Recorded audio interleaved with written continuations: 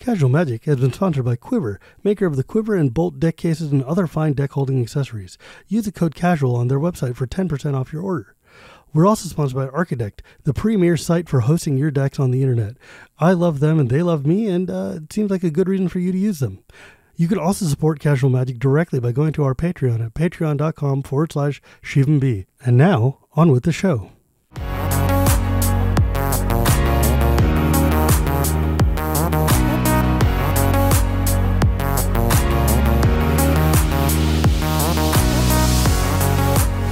Hello and welcome to Casual Magic, the show where we talk about the fun side of Magic the Gathering. My name is Shivam, and Casual Magic is brought to you by Cool Stuff, Architect, and Quiver. Today, I have a very, very special guest of mine who I've been trying to get on since, I started this show, give or take. One of the people that I consider to be the savior of Magic the Gathering during the lockdown, and probably the main reason that we still have a game now. Right up there with Olivia Gober-Hicks and her innovation of webcam magic, I have Meaghan of Infinitokens, who made webcam magic actually survivable. Hello, my friend. Thank you so much for joining me. Thank you for having me. First off, I will just say straight up, I don't know how many other people agree with me, but I feel a lot of them do. Your tokens rule, and both in the modern Magic world of where everything makes 300 pieces of cardboard that cover your table, and you have 65 different things that make tokens, and the tokens are all different shapes and sizes and colors. Having a set of reusable, erasable tokens rules. And when we were playing on webcams, and I can't tell if that penny is a clue token, a food token, or a 3/3 beast token, having a little thingy bobber that says clue, food, or beast also rules. So thank you for saving Magic. We wouldn't be here without you. Well, thank you. I do my best. I try to make my own life easier, and by extension, other people's lives. Yeah, so I have a couple of questions for you, like just straight up. And for one thing, like we've gotten to know each other over the years now, and you show up on lots of streams, and we also just hang out at cons and things like that. I think was it Philly was the first time we actually met in person. It might be. That's just I weird remember. to me. Like, but it's also like it was weird because it was the first time I'd met Elizabeth Rice, Ellie Rice, in person, and she was like, "That's no way. We talk like daily," and I'm like. It is weird when you've known someone for a while and you meet them in person, especially if you know what they look like, because then they're already familiar, but then you're meeting them in person. So it's like you sort of remind yourself that you're meeting them in person for the first time. Like you forget about that a little bit. Weird, right? Like you're like, wait a second, we've been friends. I know your wife's name. I know your in-laws. You know, it's like, what's going on? And yet we've never like actually that's the internet for you, right? Like we're just old and this is just how it goes now. It's how the young kids are doing it. Seriously. How did you get to this? How did you get to, like, first off, I'm just going to be like upfront about this. Manufacturing something and creating a new product is hard. It is not easy. I've talked to Kessler enough to know that you can't just manifest a toy out of nowhere. And like coming up with an idea is easy, but then actually in like going through and doing the idea and then putting it to market and then selling it and then spreading it and then making a business, that is a whole thing. That is a whole thing. And it's insanely impressive to me that you're like a company of like 2 or 3 people that has suddenly taken Magic by storm. When did you find the game? When I was young, I sort of dabbled a little bit, but I don't think we ever actually knew how to play. I think we were just doing it wrong. So I had a small collection of older cards, none that were worth anything except for Survival of the Fittest, which I'm like, this is $70. I'm going to sell it for $70. And now it's like, I don't know, 200, 300 or something. It's the rule of Manguchi, right? Every card is worth more after you sell it. Absolutely. So I, back in 2017, somewhere around 6 years ago or so, there were coworkers who played Magic. I'd started a new job, and I had a bunch of coworkers who played Magic, and I wanted to get to know them. So I'm like, you know what? Why don't I, learn Magic to get to know more about them? And it was nice because it was kind of a good talking point. You could just kind of play the game and then talk, but then you don't have to talk if you don't want to. Makes it less less awkward when you're just getting to know somebody. And so I played Magic, and then I really liked it. But people kept using, I have a terrible memory, and people Hmm. kept using like upside down magic cards and dice and all other things for tokens. And I'm like, I don't remember what that is. I remember there was like a 1/1, the one die that was on one was like a 1/1 squirrel, but then the die on three was like three 1/1 squirrels, and it was just and like something what has death touch, something has flying, and I'm like, all right, I, I can't even keep track of my own information, so I'm just going to. So uh, I prototyped a dry erase card. So I'm like, here, just use this for my sake.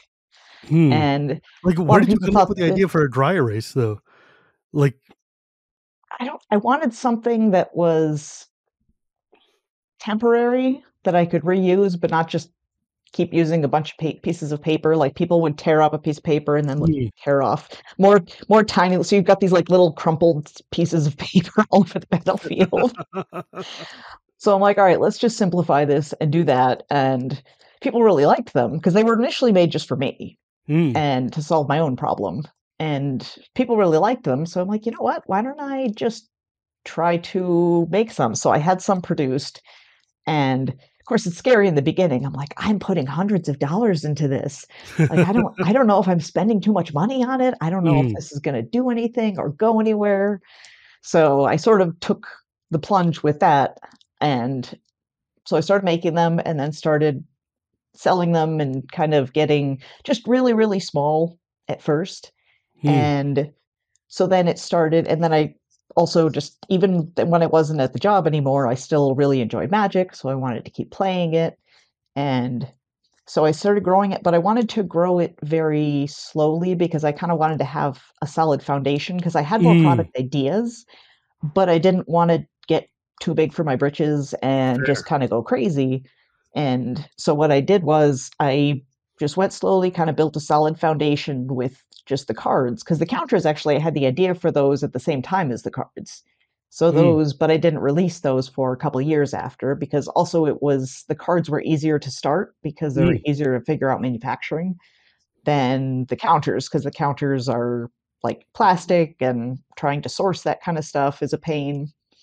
So That just, I mean, I like, you make it sound so simple, and yet I'm just thinking about, like, I've had so many ideas, but there's a step between I have an idea to I'm going to call a factory to see if they can punch out die-cast card-shaped dry erase things for me. Like, I feel like there's a very large gap between, this would be a neat idea, and now you're on a phone with Shenzhen or whatever the hell. And yeah, it's like, how do you even find a manufacturer? Like, who? um There's no catalog for people who are just like, I sell flat dry erase things. Is there? I went through a few I went through a few different one. I did it was a lot of R&D. Like I do a lot of research when it comes to pretty much all the products. I Mm, mean, like there's a bunch of different things I'm working on right now, but I have to get different samples to test. I have to get the right surface and I have to like I have very specific things that I need. I have to find the right person who can do it. I was testing different surfaces for the cards, figuring out which ones worked and didn't, because not all dry erase things are created equal. hmm. Because some surfaces work really well, some surfaces don't. Some That's the surfaces truth. beat up and others don't erase. So I wanted to get it kind of just right. So it's just lots and lots of testing with markers and leaving it here for a day and here for 2 days and then erasing this a bunch of times. So I lot remember of research and yeah, I was at Prof's studio once. We were taping something, and he has a pile of Infinitokens that he uses because they're just very useful. And I was going to the bottom. I'm like, bro, do you ever erase these? Because you've got some on here that are just calcified, like they're not coming off with no amount of labor. It's just this is just now forever token. And I'm like, dog. And certainly, you and I have probably run into all the people who have used accidental Sharpie instead of a dry erase marker, and then you're just like, GG's. It's more like, often than I thought. But the good news is you can clean them when that happens because sometimes you just don't end up erasing something for like 2 months.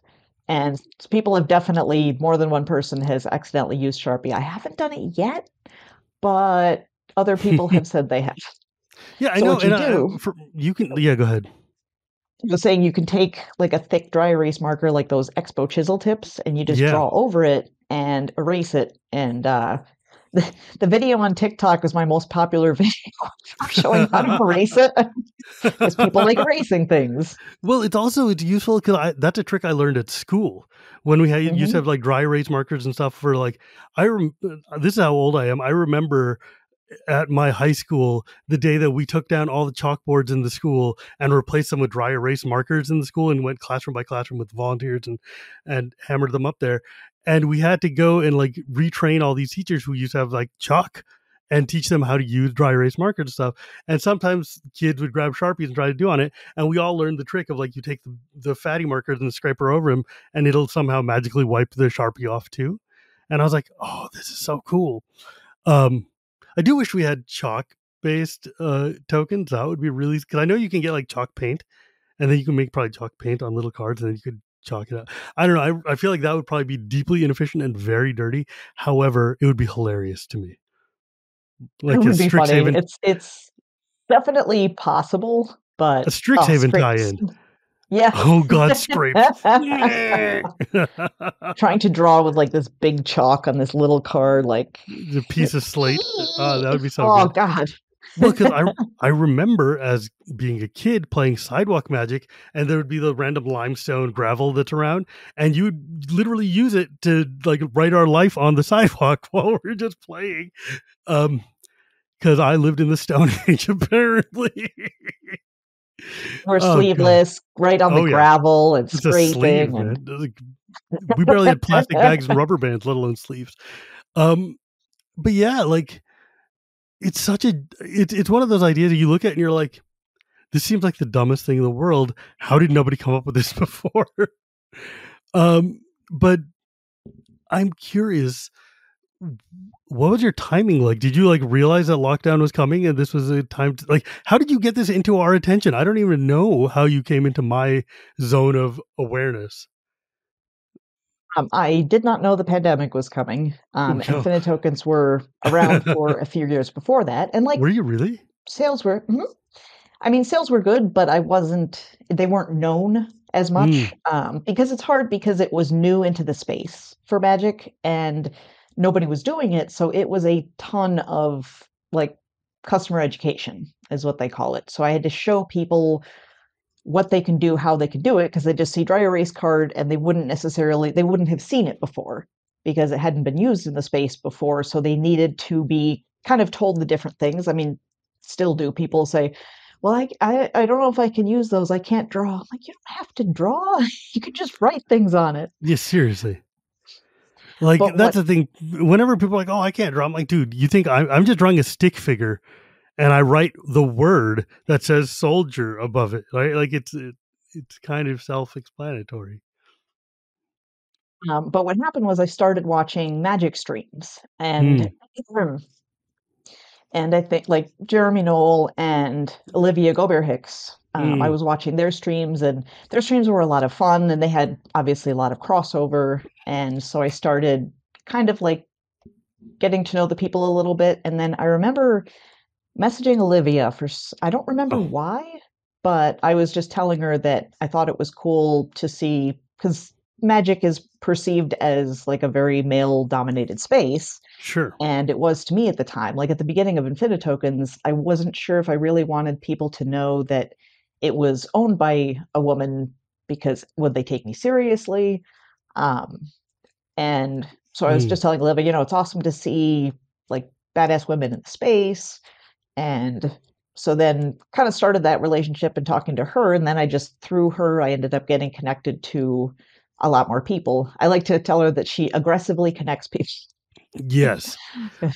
Olivia's superpower is that she is innately insanely good at making sure that the people who need to be seen by somebody get seen by that person, or the people who have Absolutely. a thing that needs to go somewhere get to that place.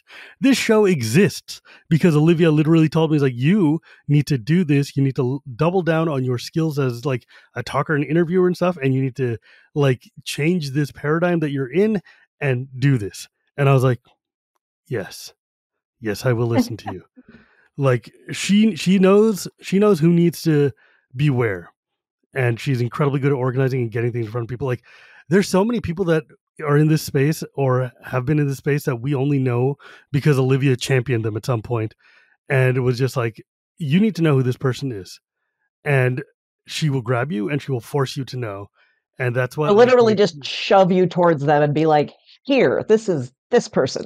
yes, this person needs to be your friend or in your circle, or you need to deal this thing. And it's like the fact that she was able to, like, she was doing crappy webcam magic before, but she figured out how to make it like remotely work at the beginning of pandemic.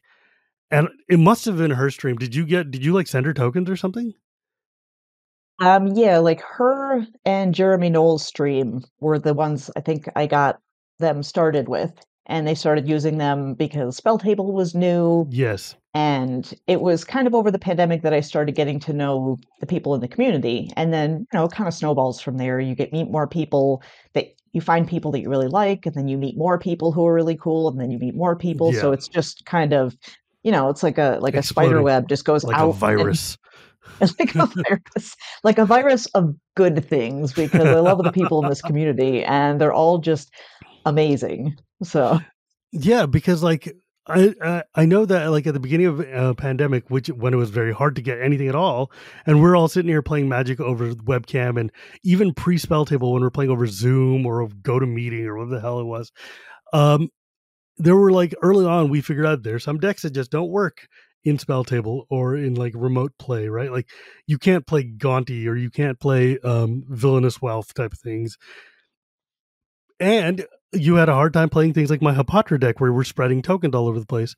And when I realized that, like when we started seeing things, and I remember I was playing, I think, a game with Alias, and I saw her pull out this like reusable token thing, and I was like, oh my god, that's like genius tier. Like you can just use this to mark ahead of your like cards and stuff and all this. And I'm like, what a brilliant idea. Um, because it just seems such a, and look, I play a lot of token decks. I play a dumb amount of token decks, and I have a lot of tokens I collect and stuff. But it's also I just keep a pack of infinities in my backpack with me, just because you never know. First off, it gets heavy. It gets heavy carrying 1,001 extra tokens with every stack. damn deck. Yeah, especially now that I'm building this Kadira deck, which is all basically like building little bunnies and lots of clues and lots of food and all this. Just it's going to put a ton of cardboard on the table. And I'm like, what if I just didn't? What if I had a dice and an infinite token and that was one bunny that became 1,000 bunnies? It was way easier to deal with. Um, it just seems like the idea, like it very much like people saw it on the, because we had nothing better to do but watch streams, right? So everybody sees it on stream, it spreads out organically, and people are like, what is this genius idea? Like, what was it like when you go out and saw it in the wild in the hands of somebody you didn't know? It was weird because obviously it increased in popularity. Like it was doing fine beforehand, but slow. Like I said, I just wanted to build Sure. the solid foundation, and keep quality higher than quantity. Like that's how Mm. I've always kind of been. Like I'd rather have higher quality to less people than just sell cheap stuff to more people. So did And you that's what. actually turn, so like I hate to ask a dumb question, but you actually turned this into like a full-fledged business, right? Mhm. Yeah, it's been a full-fledged business. And finally, I think last year was when I finally got to the point where I could do it full time. That's awesome. Because I was trying to do a full-time job and do full-time Infinite Tokens was getting really hard because I'm there's only two and a half of us just because there's one part-timer who helps out and pretty much most of the hats are mine. So doing that and a full-time job was just exhausting. Yeah, that's small business life for you. It's like, look, I am the secretary, the phone answerer, the packager, and the HR manager. So when I insult myself, I gotta go to a meeting and I beat apologize myself to up. me. It's just not nice. Yeah, it's like, you keep talking over yourself in the meetings, and it's just not gonna work out this way. We need to give each other turns. What is this like off work time? Like what are they talking about? Like there's times where you have off, like you don't have to work or feel guilty that you're not working. Did you ever like when did you notice that it was really starting to pick up steam?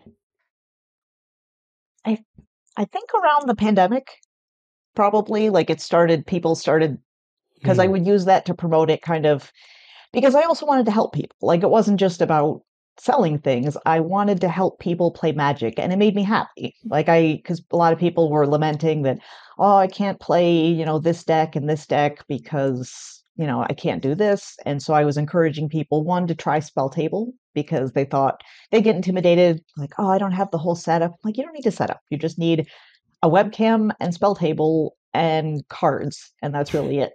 Hmm.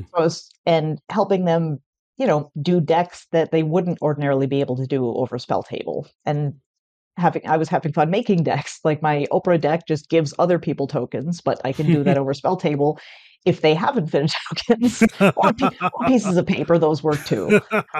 Pennies, uh, Pennies. jelly beans. I'm like, Um, please, just as long as it shows me what it is, I don't care what you use, whether it's infinite tokens or not, as long as I don't have to try to remember. Because there's one where I was playing one of the coworkers at lunch, and he had his wallet on the end of the line of tokens, just that was one of the creatures. And so I swung uh, in thinking he was all tapped out, but I didn't realize that the wallet was still untapped. So, like, yes, I definitely forgot that was a token at the time. Look, when I was a kid, we used to go to like pet stores and we would get the little clear glass beads that were meant for the bottom of fishing tanks or whatever. Oh, And we yeah. would use those for our at the time hive tokens because that was literally the only thing that used to make tokens or like I remember charge counters those. on your serrated arrows or whatever the hell it was. Um, we've come a long way. I remember when they first introduced tokens, they were like player reward cards that were like just they're like, I don't know if anybody's gonna want these, so here at F&M you get to have a squirrel or something. And now every set's got like 7 billion tokens all the time forever. You will never be out of business effectively. They don't even make tokens for some of them. They still don't Oh have a god. banana token. They That is printed the caterpillar token like what, 20 years after probably more like 30. Yeah, I think the yeah. caterpillar, the one that made a caterpillar was right in the beginning of Magic. Yeah, and it showed up in like Ultimate Masters or one of the random masters set in it. The one that irked me is like how long did it take Ophiomancer to get a snake? Or God, there's some tokens that like I think for me the worst offender is still we're printing Wormcoil Engine as a masterpiece, but we're not printing Wormcoil Engine tokens as masterpieces. And I'm like, Those are so expensive. that is Like the Goblin insulting. Shaman token is $10 for one. And Yeah, people Sharp, play a lot of Kiki Jiki. I mean, even $1 for a token, by the time you buy 10 of them, you're spending $10 on this, like, kind of on something most people just kind of throw away when they get their sets. And it's not practical. Like, I like using the tokens to save space, save money, and even on spell table, they're much easier to see than a regular token, especially when people use like, here, this zombie is going to be a 2/2 cat. I'm like, I'm not going to remember that that's a 2/2 cat. Oh god, If you I've just had so write many times. cat. Yeah. There have been so many times where I'm like, look, I don't have the specific token I need because you cast some polymorph spell turning this into a frog beast or whatever the hell. So this is going to be that now. It's just like that's so dumb. It's so annoying. But I want to know more about like so did you come up like so when you were putting these things together, how did you like I want to ask some nitty-gritty questions. Like did you decide to put like sell a pen with the eraser with it? Because like I know you didn't have to do that, but that's like a good idea, I guess. Yeah, in the beginning it was just the tokens, and I mean, I was like hand doing everything and like counting them out and wrapping them and putting them in packaging, Oh, like did you sitting got to on put my them in a little box on your own? they weren't I didn't have a box yet. It was just in clear packaging. So I'm sitting on my living room floor just counting out cards, like checking both sides, putting them into like this little plastic thing, putting a label on them. Oh my god. And I mean, I still do that with 10 packs. Those are hand packed. Like, and so yeah, it didn't have a box or anything for 50 packs. I'd like wrap this little ribbon thing around them, and it was just, and I was take for labels. before I got adhesive ones, I was just printing out paper, cutting them out, placing them on there, taping them Oh my down god, that until is I DIY as hell. yeah, until I finally got like self-adhesive ones, and then I finally once it became popular enough, I got a label printer, and it's just like, oh, it saves so much time. But Yeah, you don't want to seriously. invest in that stuff in the beginning. Well, yeah, And I've never, because go ahead. I'm saying I'm proud of because I've never had to take out a loan for the business. Mm, Like I started with a small investment to start, and because I built it slowly with um, kind of slowly and surely, I've never had to borrow money or anything. It's slowly paid for itself, and then I've built it from there. that's incredible. That is such a smart and like I mean, the product itself shows your careful planning here, but that's like genius. Like you look, it feels like to me like you didn't jump into this like, hey, I have an idea and I'm going to make it. Like you actually sat and put some thought in, which is incredible. Because a lot of people don't, right? Like they're like, I'm going to do a thing, and I'm going to buy all the mega expensive stuff. It's like you see that in restaurants a lot. Like people go and open up a restaurant and buy a whole bunch of fancy nancy equipment, and then shut down the restaurant and be left with like $800,000 in debt and a bunch of stoves they don't know how to use. And it's like, bro, you didn't find if you had any customers before you got like the reversed like ice freezer, whatever that melts your ice cream on cue or some crap. Like, That's a see thing. if anybody's actually going to eat your food first, please. But that's really clever. Like, and like your business is entirely web based. So, I mean, you don't have, do you have storefronts or do you like not bother with that? I have a lot of retailers interested. I just need to figure out retail prices that would work kind of for both parties because I try to keep the prices low. Mm, Because I mean, I could get cheaper stuff, but that's lower quality. I'd rather try to keep it good quality, but try to keep the prices at like an amount that people will want to pay for it. So just figuring out prices for both of us because they have to make a profit on it and I have to make a profit on it. And so I'm still working that out, but there's a lot of people interested. And so, yeah, I definitely want to get into that. Working out logistics, I guess. okay, well, we will leave the boring part of that to you because, like, otherwise this becomes an infomercial, even though it kind of already is. Like, you should buy Infinitokens. She doesn't sponsor me, but like, I use them anyways. And I will say this much: you did send me this very shiny thing of rewritable deck labels. What is that? Why would you need that? The deck labels? Yeah, I were you just like, I don't never know what's in this box? Yeah, I can't remember like, all right, what was in the blue box? What was in the dark blue box? What was in the light blue box? What was in this? And so, you have to take it and you have to open up the deck box like, oh, okay, so that one's in there. Or if you switch colors. And then so the stickers I initially started just for me and I was just writing the names on my deck boxes. And Mm, then I'm like, you know what?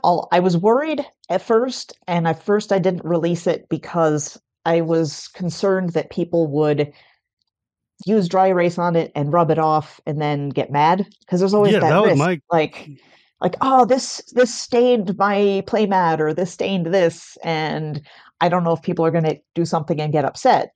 But I tell people I haven't had any feedback that there have been problems and people use really expensive cards, so that's a good sign. well. I mean, nobody is putting a reusable sticker on their card unless Uh, you're playing on whatever the Infinity. Nobody's playing Infinity. Um, you must have looked at the Infinity things and like, name stickers. I should have thought of that. Uh, um, one of the things that because like I know that I see that like I know that the rules committee of Commander adores your stuff and they use it on all their things, especially the little disc ones that let them put how many tokens or counters are on a thing. I I got a set of those and I have no idea where they went because they just kind of are very small. That's why I like the bigger ones because they're just like big enough to fit in a deck box or in a dealy bopper in my quiver, and then I can just pull them out and slide them underneath the card. I don't know how people keep track of all this crap. I mean, like, there's a point where I'm just going to have infinite tokens creep, and I'm just going to be like, I don't know where all my tokens are. it was just kind of a running joke with Chase with mana curves Mm. because they kept losing their infinite tokens. And Yeah, seriously. so I sent them more and then they lost those too. And then they bought some more. they just keep they just keep losing them, and so at this point, it's just really funny. Chase is keeping your lights on, is what Chase is doing. um, it must be really heartening though to see that, like, how the community's embraced your stuff. Like, I know Prof and like me and the RC and a bunch of other people just very happily promote you all the time on whatever we're doing. Just like, it's always like, I'm not sponsored by this person, I just use them personally. And that's like one of the best kind of endorsements you can possibly get from somebody, which is like, they're not paying me to say this, I just like it. It's like, oh damn, okay. I mean, the support of the community is the whole reason that Infinitokens is still around. It's the Mm, reason that because people just promoting and just being nice and supporting each other. Like, I always try to support the community as much as I can. Like, I want to support streamers and content creators, and like charity events and things like that. And, I want to promote them not for anything in return. Like, I just want to promote them and help them. But a lot of them have done it in return anyway, or just because they like them, just because people are really nice. And there's so many amazing people in the community. Like, I always say, you guys are too good to me. You're just you're too good to me, but you're awesome. And so it's kind of a combination. Like, I try to do good things for the community, and it's a quality product. So I think that's kind of helped both, mm. because I try to give back to the community and people see that. And I'm doing it genuinely. I'm not doing it for anybody to do anything for me. Like, I want to give that support genuinely anyway. Yeah, Like, like if I I had send, you on this show here because I wanted to talk to you, not because you sponsor me, not because you asked me, but because I was like, I want to know what it's like to start a business and deal with magic. And you also make a thing that I like, so I wanted to help it. No, it's just, it was not even a matter of helping, because I talk about infinite tokens all the time, but it's more like I want to know where, like, how you survive this, because like, I mean, I know like one of the other big like deck building companies or deck box companies tried to make their own version of like reusable tokens because, on the patent on the idea, obviously. But like the community would just like, no, that's not, we don't do that. We're going to help our small business lady. And I thought that was incredibly, incredibly cool and just really neat. yeah, I thought, because I mean, the nature of a small business is I could go out of business tomorrow. Easy Like, peasy. something could happen, or, another big business could come in and just end up taking over, and I could be out of a job, or it would just, take a quick downslide and Sure. I'd be out. So it's a risk. Like, when I went to full time doing Infinite Tokens, it took a lot of convincing from my husband, because he was like, want the stability and like the definite retirement and all of these things. And I'm like, hey, can I do full time for my own business that, doesn't have stability? But when the other company came out with their reusable, it was kind of a copy, like, Mm, not just the product, but I thought I was going to go out of business. I was just like, okay, that's it. I figured it was always a possibility that a bigger company would just take the idea and go with it, because I've worked for years the to do the customer education and build mm, up how these can be used, and just built this whole foundation, and like, I paved the road. And I knew at some point someone could just come along and just go on that road. mm. But the support, like the people from the community coming out in support, like, it literally brought me to tears. I was just overwhelmed. Like, I still didn't know what was going to happen from there, but just the support of the people was just, it meant so much to me that, like, I can't even express. Yeah, I mean, it was like I remember I had some conversations with some folks on the side, and we're like, no, this will not fly. We are not going to let our friend go out of business. But it's just really cool, and I'm glad that like it's just part of people's deck packages. Like They use their quivers, which I am sponsored by, but I was supporting before they sponsored me. Thank you. And then they pull out their little infinite token packets and their various and sundry. Like one of the, I think the biggest commodities in Magic right now used to be like, can I borrow your dice? And now it's like, can I borrow your dry erase? Because I don't know where the hell mine went. And it's just like, crap. Because it's funny because like when I used to play D&D a lot in college, I used to make maps that were on these like plastic sheets that used to go on the old overhead projectors, like, and then I would just broadcast it onto the big dry erase, like chalkboard in the not chalkboard, but the dry erase board in the lab, and then I would go up there and I would be using the pens to draw on like the board as the motions and stuff are going on, which is actually really cool, and I miss that a lot. But or I would like draw on the thing. So I used to carry dry erase markers on me all the time, and then I got a habit because they're not useful when you need a Sharpie, and then one of the, like, and this is like going back, I don't know, I just got triggered a memory from like 1988 where I used to sit in like fourth or fifth grade and take those old dry erase markers and draw all over my like desk, and then I would put glue on it, and then the glue would dry into funny colors and use the ink and spread it like that. And I don't know why that came to mind immediately right now, but that's what I think of when I think of dry erase markers. Thank you, ADHD. I really needed that thought. But Shivam and his vandalism of the school. this is my personal desk. I'm a paladin. Okay. I don't mess with school property. That would make me very I would be very ashamed of myself if I did that. I'm the type of kid who would have turned himself in, is what I am. So let's talk about your commanders then, because I know you play a lot. You're on it like streams more than I am, frankly, and that's cool and I love it. What do you do? Who's your commander right now? I don't really build around the commander. I Or build your around deck like an idea? idea. Sort of what I do is just different ways to use tokens. Because I didn't want to, obviously, I like um, Kindred decks because I mean, I started out with the Wolf deck. So my Hmm. Wolf deck was the first commander deck that I built because when I started into Magic, I'm like, oh, you have to get these cards are so expensive, like $1. And I have to get 4 of them, and then I heard about Commander, I'm like, "Oh, Commander, you only need 1 of the cards, so, it'll be less expensive." Naive The me in the biggest beginning of myth in Magic. Magic. Exactly. So I made a wolves/werewolf deck, and my limitation at the time was it either had to all the cards in the deck either had to be wolves, make wolves, affect wolves, or have wolves in the art, Mm. and also be, like, under $25. Well, to be Which, fair, is with so wolves easy. is not exactly difficult. There's not any wolves that are like really tearing up the charts here. And Although, my first expensive card was Parallel Lives, and by mm. expensive I mean I traded it for $5 in soda because that's what it was worth at the time.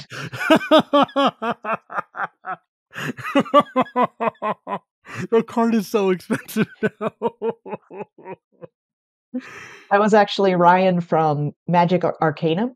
He was one of the people who taught me Magic. He was very patient and like played against me with the Nicol Bolas deck and John Corpora from um,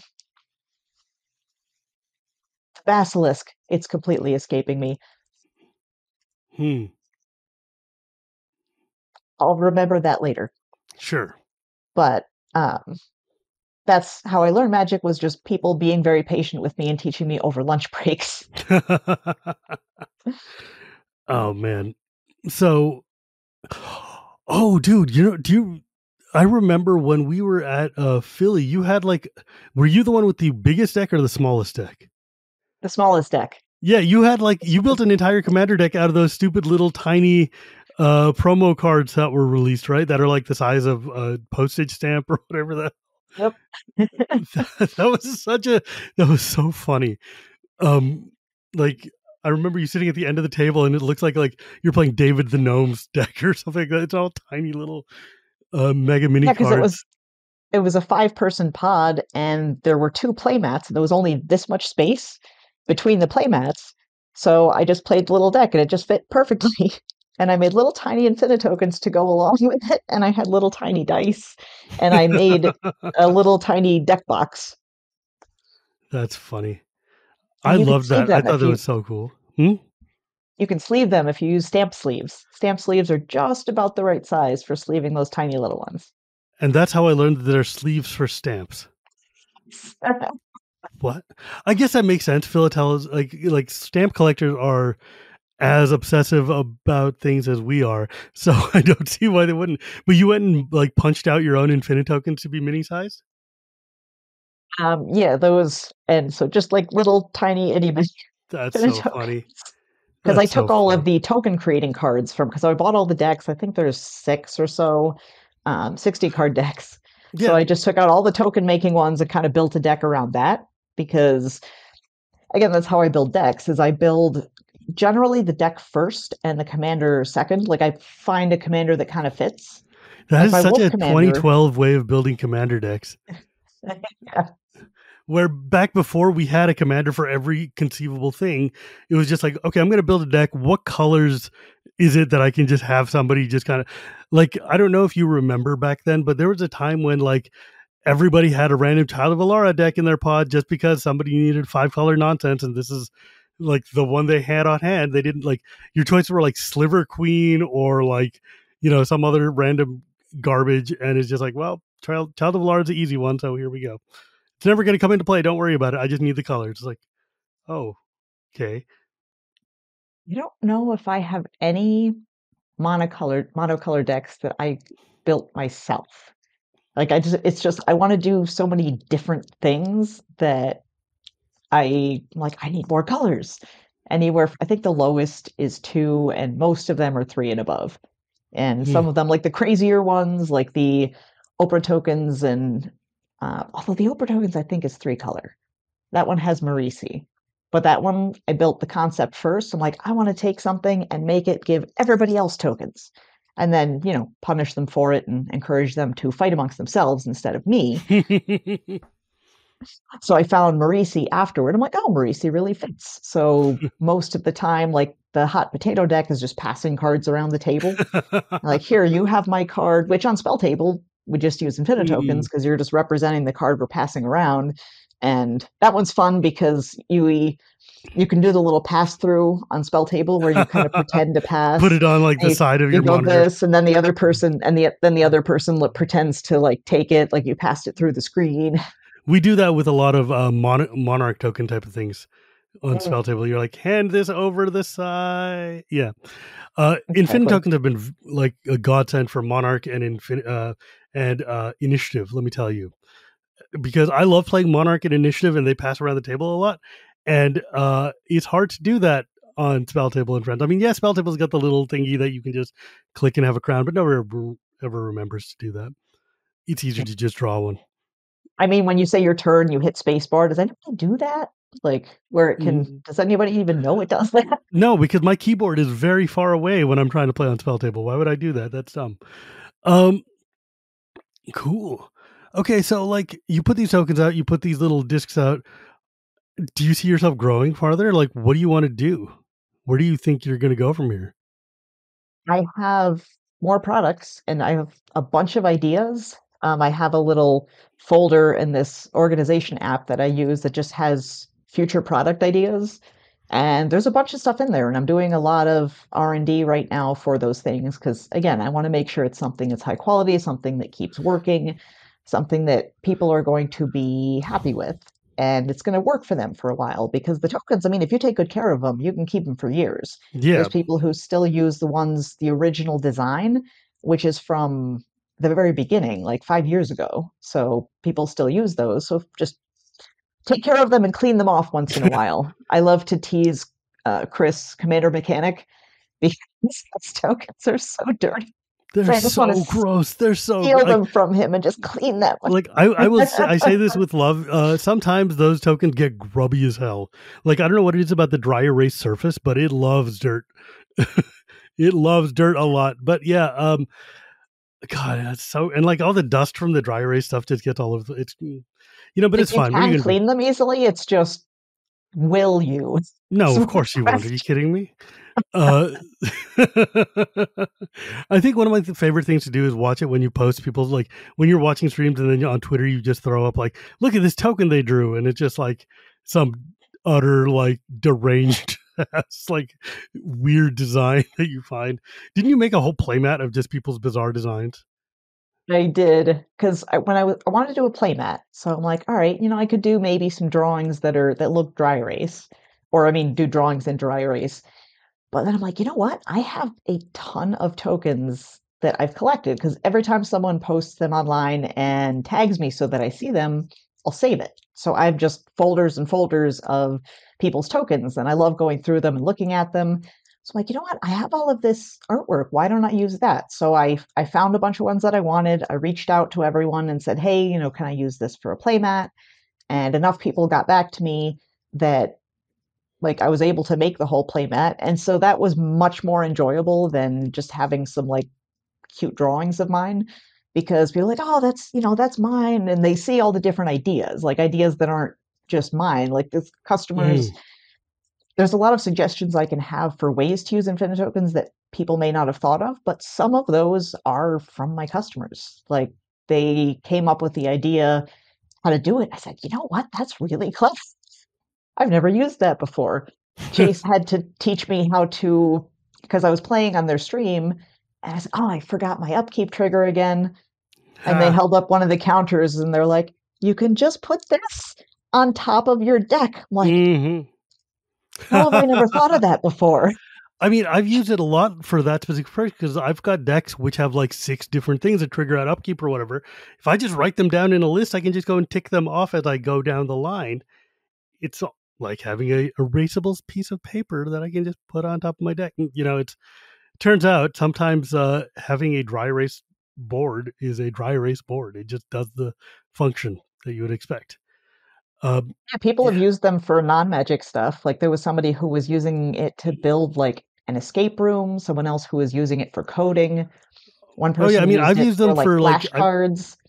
Flashcards is the one that I've used it for, and also for playing D&D, setting up like little maps. Like you can just draw the modular maps and move them around for traps and cool things like that. But it's also just like my house, we play a lot of board games. It's very easy to use these for like when you're playing Yahtzee or when you're playing any of these other basic type of games that require you to have like thick number pads. Here's an erasable piece of paper that you can, or piece of plastic or whatever, that I can use instead of having to waste a billion pages of paper. It's just handy. Yeah, this ended up being more of an advertorial than I expected, but that's okay because I like you and your product a lot, so I don't care. But you know what? Thank you, though, for joining me today. I really appreciate it because I think you provide a valuable service to the community, and you're just really nice. It's really cool. So I try. But if folks wanted to find you or get your things, where could they go? They can go to infinitokens.com, and that just pretty much leads to every place. You can go to the shop. You can check out everything. You can go to like Twitter and all the other social medias if you want to see all kinds of crazy stuff that people have posted. Like I love sharing things people have posted because it just makes me happy to see what they've made. And just their excitement, like, oh, they had so much fun doing this, or they drew their friend doing something silly or something like that. Just the fact that they're having so much fun with it, that's what makes it worth it. Because obviously it's a lot of work, but that's what makes it worth it is people enjoying it, making magic easier for them, but also making it more fun when they want to. And I love that. That's awesome. As always, my friends, you can find me at Gear Report Gears. You can find this podcast anywhere podcasts are sold, or at Cool Stuff Inc. every Tuesday, or at YouTube every Tuesday. Thank you to my editor, Dan. And you can also see me on Shivam Wheeler Love Magic, or on the Chronicles of Dragonlance podcast, or on my Patreon at patreon.com/ShivanB. And remember, my friends, it's not magic without the gathering, and we will see you next time.